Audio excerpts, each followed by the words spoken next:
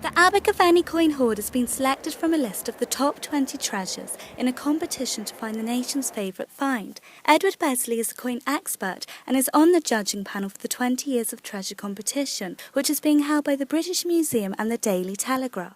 The Portable Antiquities scheme people at the British Museum drew up a short list of somewhere, I think about 66 possible entries to be shortlisted, and we contributed our own suggestions from Wales. And then a group of us sat down for a couple of hours the other week and thrashed it out amongst ourselves as to what was to go forward to the public vote. The criteria that was set up in advance were basically that I think there had to be a story, and of course some of the entries were simply spectacular treasures in their own right. Well, the Abergavenny hoard is a hoard of just under 200 silver pennies from the time of William the Conqueror. That is to say, around 1080, the end of the 11th century, at the time of the Norman conquest.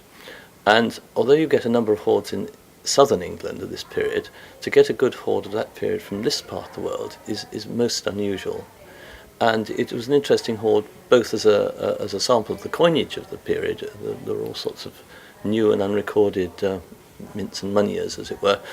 But it's also a splendid example of what happens when a coin-using habit meets an area where coin use is not particularly well established, as was the case in the Welsh March. Once the Abergavenny hoard coins were discovered, they were later cleaned and polished with a laser. This innovative technology has produced excellent results, with the treatment being hailed a breakthrough in helping to recover and transform all 199 coins. And it's a spectacular reminder of the incursions of the Normans into Gwent at the time. So it's the only one I know from Western Britain of that period, and it is a sort of pivotal moment in our history.